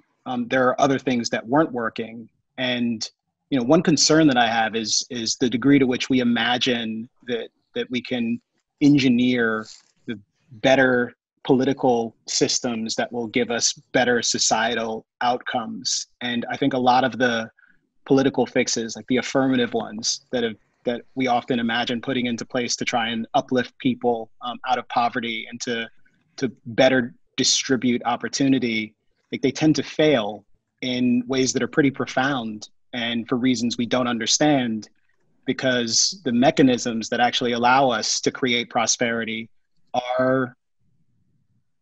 they're distributed and they're very difficult to actually try and game. And they're way too complicated for most of us to actually understand. Well, So this, I think, is where this dynamic between conservatives who tend to favor personal responsibility solutions and liberals who tend to favor systemic solutions tends to go awry, because there is clearly, if I was advising somebody who was in an oppressed population, I would be full-time on the personal responsibility issue, right? Why? Because you have a very good chance of improving your well-being by being personally responsible. Whether it's fair or not, you have a very good chance of getting out of your situation if you can keep your head down and do the right sorts of things. So if I was advising an individual, that's the only game in town. The problem is, if it doesn't adjust how much there is available, then if you succeed through personal responsibility, somebody else fails, somebody whose name you don't know, right? And so my point would be, it's not one or the other in this case. From the point of view of individuals, we don't want this de-individuated anti-racist movement that basically turns people into, just a mob. We want people to recognize themselves as individuals and to recognize that they have agency, and that's important. But to the extent that the problem is, at the end of the day, if there is enough to go around, it isn't available to most people. That's an issue to be addressed at a different level. And I was decades ago a believer in these architected top-down solutions. I'm no longer a believer in those things. So that's not what I'm advocating. But I am advocating that we recognize the degree to which bad luck, for example, is non-randomly distributed. And we say, look, that's just an unacceptable phenomenon, right? It is our obligation. There's going to be bad luck, but it should be evenly distributed based on race and zip code and all of these things. And until it is, we've got a problem that can be addressed at a different level that personal responsibility does not have any impact on. Yeah, but how can it be addressed on a different level? Because as you were saying this, I was thinking of the recent spate of shootings in Chicago. And I was thinking, when you're talking about bad luck, right? I was reading some of the bios of those individuals who were killed, who were doing, personal responsibility, who were taking care of their families, who just so happened to be at the wrong place at the wrong time and were killed by a stray bullet. And what is the piece of legislation that's going to effectively change that bad luck? Well, so first of all, there's a deeper problem, and you're right. The focus on culture in this conversation is, I think, key. I want to tell you a very brief story. I was on a subway in Harlem the last time I was in New York, and there was a group of kids. They must have been 13, 14 years old. Seemed like interesting, good kids. They were black, and they were horsing around on the train. And one of the kids, a girl, sort of looked a bit bookish. And the other kids that she was with took her knapsack, and they started making fun of her for studying and giving a damn about school. And they literally turned her backpack upside down and spilled out. Her notes just spilled out across the floor of the train. And she was embarrassed picking them back up because it demonstrated that she gave a damn, right?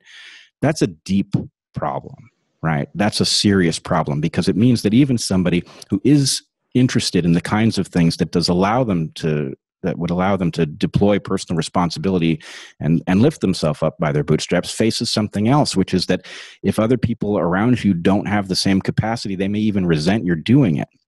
So this is deep stuff. It's not just legislation, but if you were going to do it legislatively, what would you do? I would think instead of reparations, we'd be talking about massive investment in these communities. It's not like we don't know how to build a good school, right? They just don't happen in certain neighborhoods, and they do happen in other neighborhoods. And that's not an accident which neighborhoods have the good ones. And if you really wanted to solve this problem and you were willing to invest 20 years to do it, then placing the things in the locations where the tools that are most useful are accessible is at least a prerequisite. I see you shaking your head. It's not a racial. White kids that I grew up, white Italian Americans that I grew up with, do the exact same thing. They throw your books on the ground. We have a problem of discussing class in terms of race in America.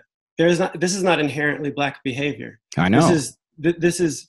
So, but it's the idea of acting white is something that affects. I've experienced that, but it's not a fundamentally black thing. It's a poor thing. J.D. Vance talks about this in Hillbilly Elegy.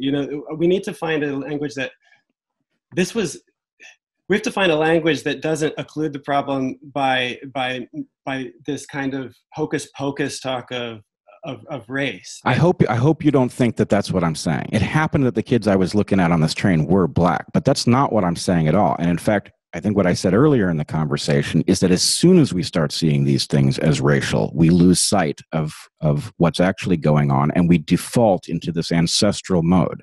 Which then I'm on the same page with that. Yeah, it's a subtle problem. Excuse me, Thomas. I just want to make this point.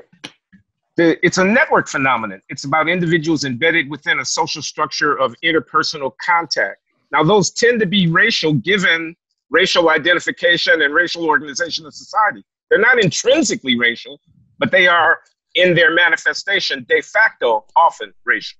Exactly. Bret, the reason I was shaking my head was because whether that phenomenon is racial or not, and that's a very complex question, I think it's worse and more dangerous in the Black community than, say, Thomas, among working class Italians, because there's a whole issue that that girl with the glasses is supposedly not Black, not just a nerd. But nevertheless, let's just call it anti-intellectualism. The sad fact is that when that kind of culture is entrenched in a school, you can put money into it for a generation. And you go back in a generation and the place is still a mess. That has been shown there's this tragic case in St. Louis. And then there was another tragic case just in New Jersey. Pump money into those schools and have telescopes and people learning how to make sushi and all of that. And if the culture is such that school is seen as alien, the problem is not solved. And I wish that weren't true, but it just is. I actually agree with this. I agree with this. Let me just say, you would find it funny if you saw the classroom that I ran before the Evergreen meltdown, because the classroom that I ran didn't look like school for exactly this reason. I was not a good student. And so I'm not suggesting we just duplicate some good school in a bad neighborhood. I think we have to re-envision what school looks like so that it's fun and engaging. Well, I actually like that a lot. And I would say that there's something you said a moment ago, we know how to build good schools. And I'm not so sure about that.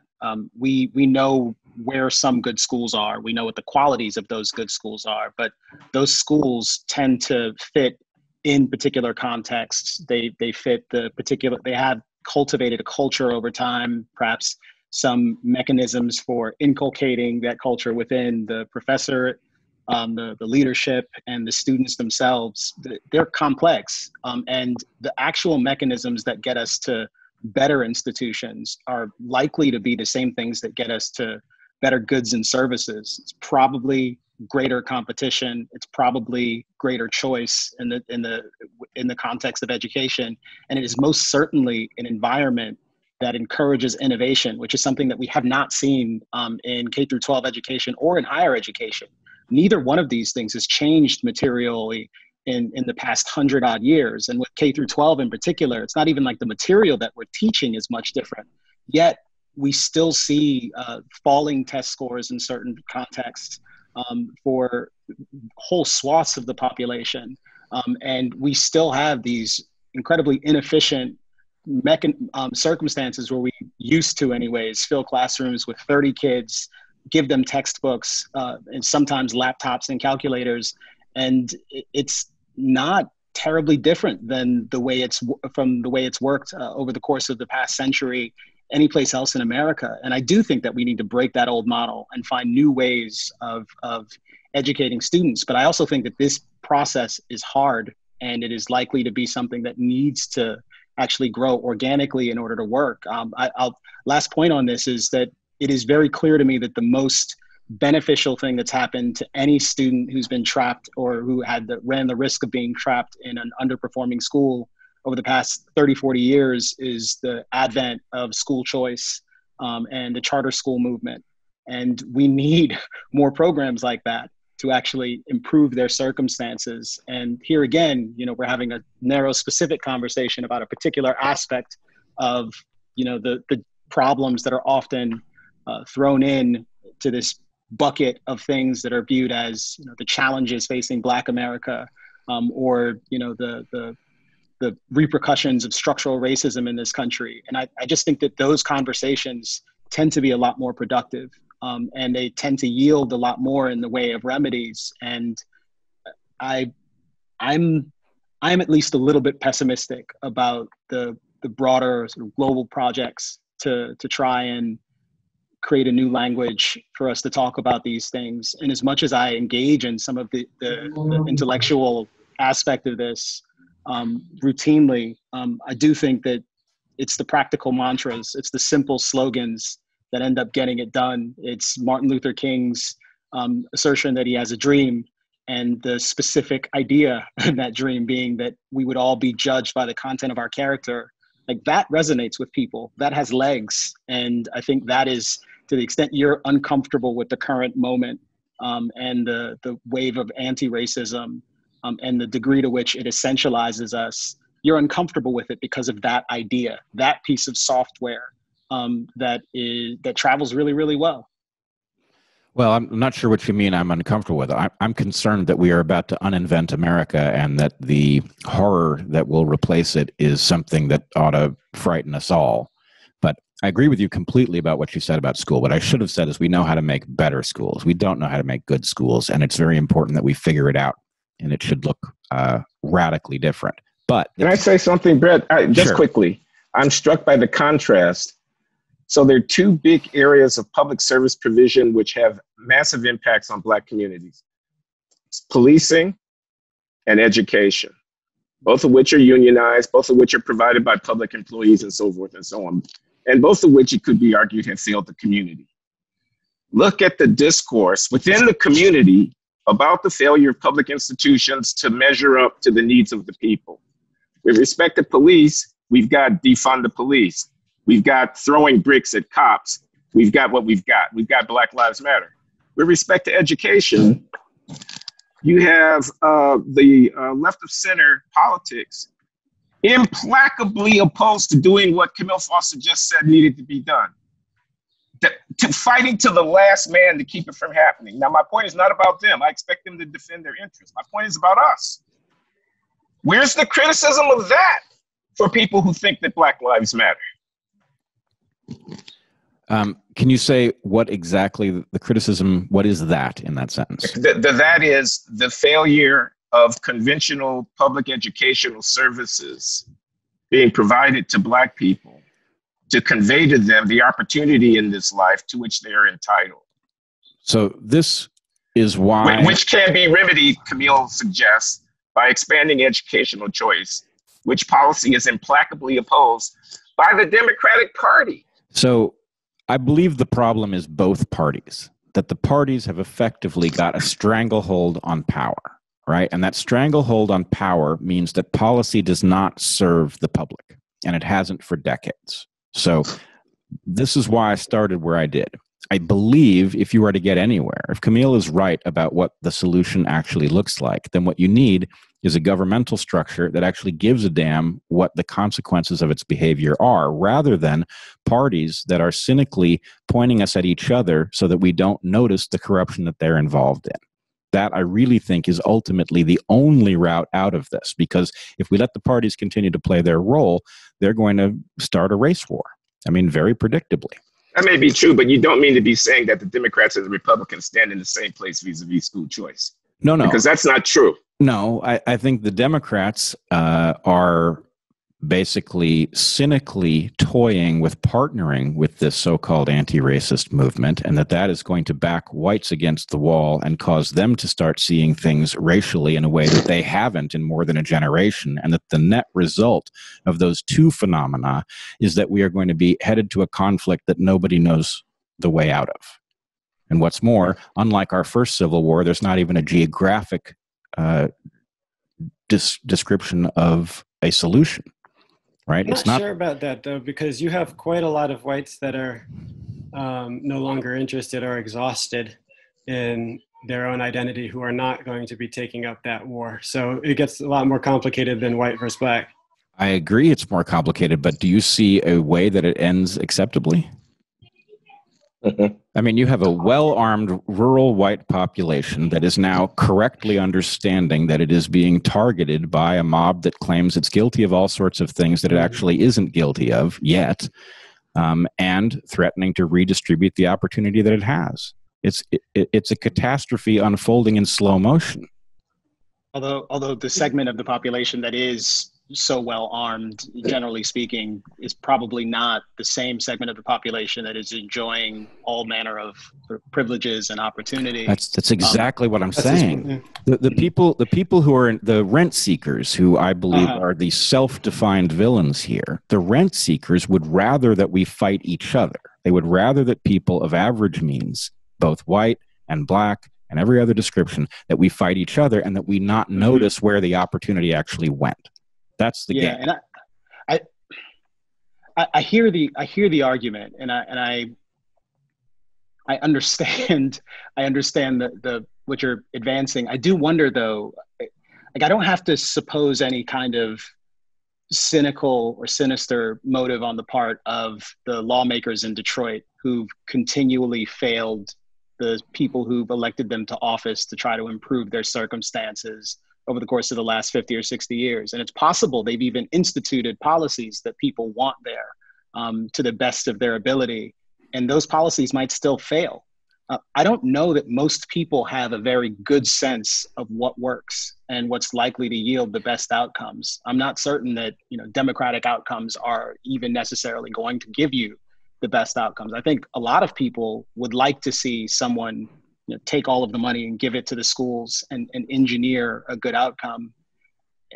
It's just not obvious to me that is actually consistent with getting, let's just narrow this to education again, a competitive, innovative, choice-driven educational system. I think most people are far more comfortable with something that is universal and is equitable in the sense that you at least, you're getting a token and is funded sort of corporately by all of us and perhaps is consistent with the status quo.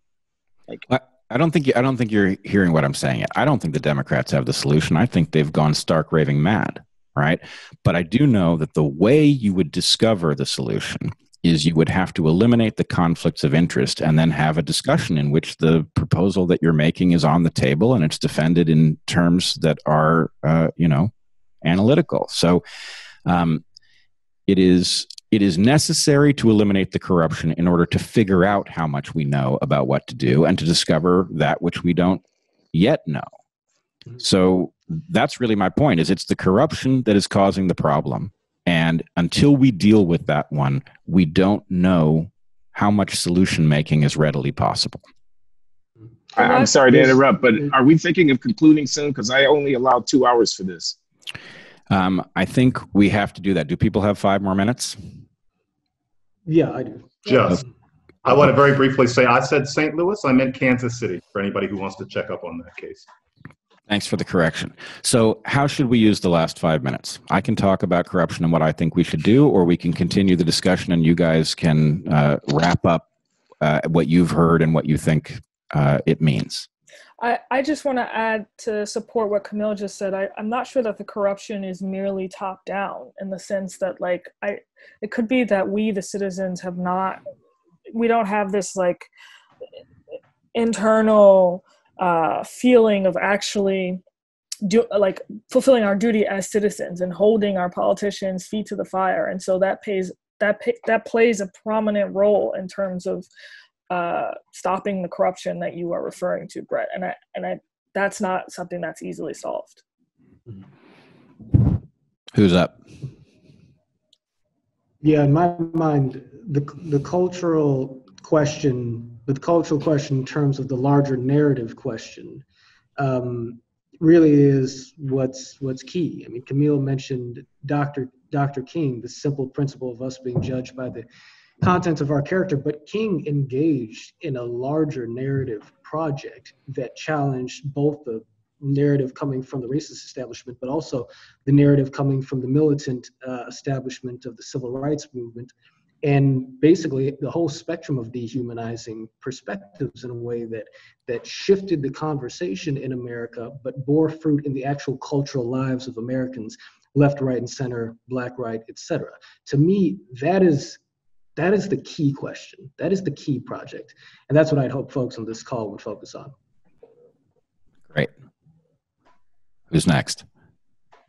I'll just say that I think that in America, we live extraordinarily segregated lives still. And the only way that a lot of these problems are going to be solved is if we figure out how people can meet each other on more equal terms. So I come back to, I think I'm agreeing with what I think you were getting at, Bret, is that there has to be some form of material equalization going on before we'll ever figure out the racial division that still plagues us. Great. Coleman? I can't help but feel like there are various ways of trying to say that this problem is actually another problem in disguise, whether that's political corruption or lack of economic opportunity or economic inequality. And I'm left feeling unconvinced by those. I'm left feeling that this problem is hopelessly self-generated and will outlive and persist in spite of our being able to potentially solve or make progress on all of those other issues. I think it's a problem of perception. It's a problem of beliefs that often have no other cause outside of the inherent appeal of the beliefs themselves, beliefs about what it means to be of one race rather than another, beliefs about what you inherit by virtue of being one race, beliefs about how much racism there is in society. So I think it's very interesting to consider the possibility that they're actually caused by something else that we can focus on, some root cause of these issues, but I'm left feeling that they're hopelessly self-generated. Before I ask someone else to step in, let me just say root cause is one way to look at it, but basically failure mode is another. That a lack of leadership and political corruption are two sides of the same coin, and that in effect, until you have solved that problem, you're navigating blind, right? Or worse, some interests that are above the public interest are steering, and it results in failure after failure.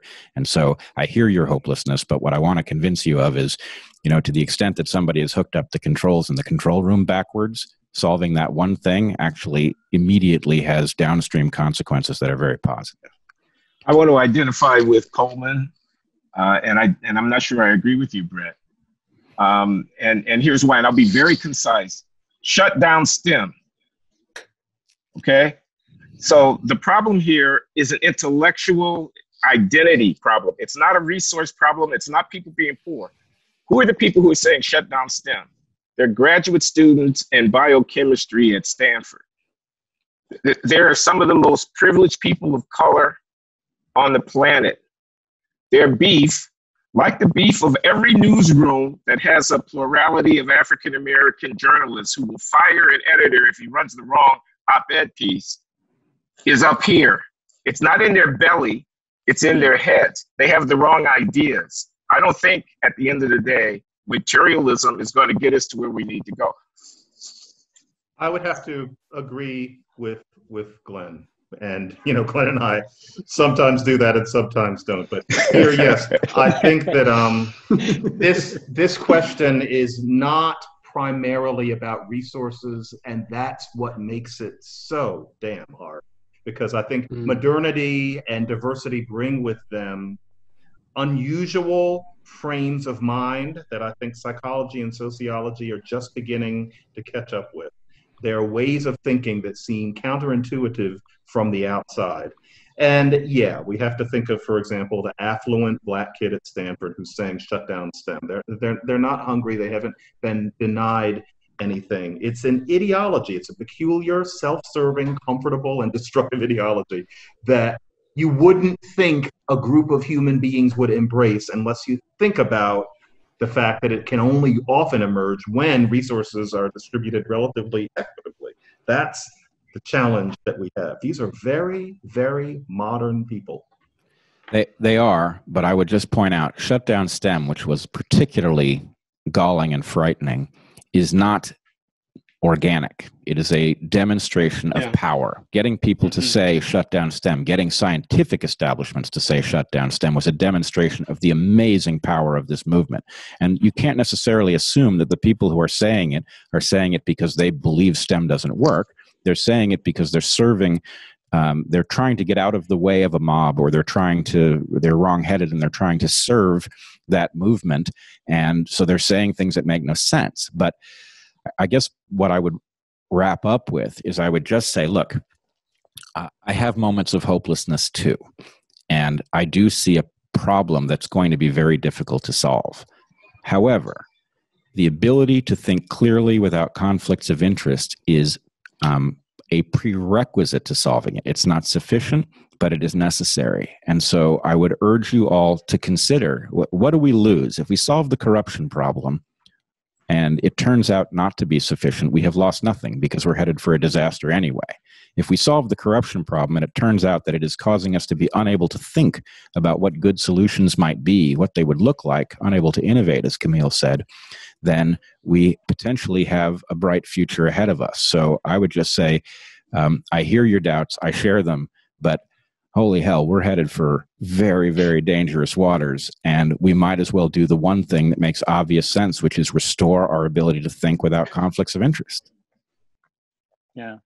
I will say, maybe perhaps building a bit of a bridge, that I do find your observations about leadership and the interesting development with respect to the role that these leaderless political movements are playing in society, that combined with the way that we're communicating with one another now, it does strike me as something that is more than just a little novel. This is a pretty substantial development, and it may very well be that a lack of having a significant personality in the intellectual landscape that can actually help to direct some of these energies is a real deficiency, perhaps even a danger that we might want to try to deliberately rectify. So Great. I think that's very interesting. All right. So I would just point out, we all know that neither Donald Trump nor Joe Biden has the answer here. And I think we all know that we don't necessarily have 4 years to wait for a solution that makes sense. So I would ask you all to consider something like the Unity 2020 proposal for rising above politics and fixing this problem directly. Okay. Take a look at it. Appreciate that. Really do. And I appreciate all of you. I appreciate your courage, your generosity of spirit, your willingness to engage in a very dangerous exercise, and your patriotism. So thanks, folks. I hope we can do this again soon. Thank you, Bret. Thanks, Bret. Thank you so much, Bret. All right. Be well. So long. Bye-bye.